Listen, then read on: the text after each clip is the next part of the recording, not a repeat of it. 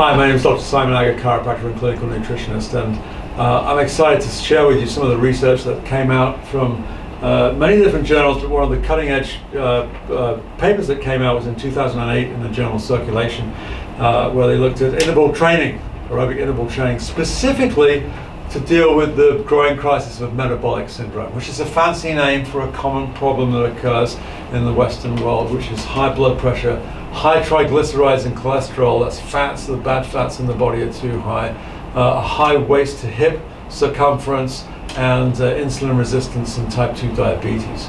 Those things cobbled together are responsible for a lot of cardiovascular deaths in the United States and in the United Kingdom. Individuals with metabolic syndrome are three times more likely than the average person to die of a cardiovascular event. And heart disease is next to cancer is one of the biggest killers. They're 1 and 2 in the Western world. So one of the ways they got to look at this was they took a pilot study back in 2008, and they took 32 patients that all had metabolic syndrome. Now, some of them were on blood pressure medications, some of them were on statins, some of them were on metformin for insulin control, and none of them were particularly healthy.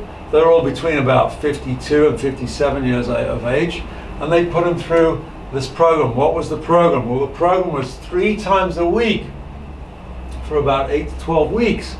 They had them do high intensity exercise. Now, when you're thinking high intensity, it's anything that gets your heart rate up over 70% or greater. And what they did is they did 4 cycles of 4 minutes for about 90% of their maximum heart rate. And then they did, after the first cycle, they did a rest recovery cycle at 70%. So your heart's still going in these cycles, and they did it all on a treadmill.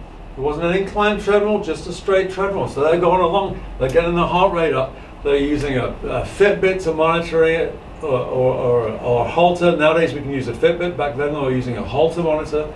But Fitbits or smartwatches can measure this. You can measure it in an analog way by getting your radial pulse and counting how many beats per minute you have, and see if you can get your heart rate up to, if you're 50-year-olds, you try to get max heart rate is 170, you want to be getting it up to about 153 for those 4 minutes. Okay, so you can do that by taking your pulse too. So this is what they did, and after 4 cycles with the recovery times in there, they just had a 10-minute warm-up. They noticed the following things, and this is the very crux of the matter. Blood pressure, on average, dropped 11 points with the systolic number, that's the top number, and it dropped 6 points on the diastolic, that's the bottom number. Huge decreases in blood pressure. You also saw insulin sensitivity improved, almost a factor, a 6th improvement.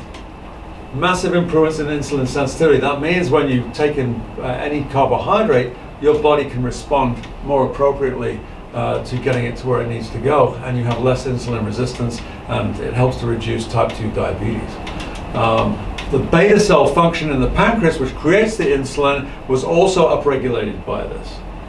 The high density lipoproteins, which is the good fats in the body, also increased with the high intensity exercise too. Fantastic. So we've got better fats, which are anti-inflammatory. We've got better insulin control and glucose control. We've got a massive drop in blood pressure, and also we've got a massive increase in oxygenation, where they measured your VO2 peak oxygen flows when you exhale. They all improved too. So that many health improvements with such a small input, just 3 times a week on a treadmill. We're talking about 30 minutes 3 times a week over an 8 to 10 week period. Huge. Now, in this study, one of the things that happened in this study was that nearly half the people who did the high intensity exercise, they no longer had metabolic syndrome. They didn't change any diet. They didn't do any extra or different medications. Half of the people could come off their medications. They didn't need them. They no longer had metabolic syndrome. How cool is that? And I'm sharing this to show you that this is possible. If you're overweight, which some of these people were, only 2 people had to drop out because they had knee problems. And they weren't statistically significant. So people on medications can do this. Most people can do all this stuff. So I want you to look at ways to incorporate getting your heart rate up so you can start playing around with some of this stuff. Always see a doctor first. So see me if you're looking at starting on this. Is it okay if I start this, Dr. Agger? Or if you're in another part of the country or another country in the world and you cannot talk to me, talk to your physician there. And have them talk to me if need be, okay? But that's high intensity exercise. I wanted to share the study, absolutely fantastic. If you know anybody with high blood pressure, if you know anybody with insulin resistance or type 2 diabetes, if you know anybody who's struggling to get better oxygenation into their body so they can have less inflammation, if you know anybody who is suffering from high cholesterol, fantastic way out, and it's almost free. Again, my name is Dr. Simon Agger, and thanks for listening.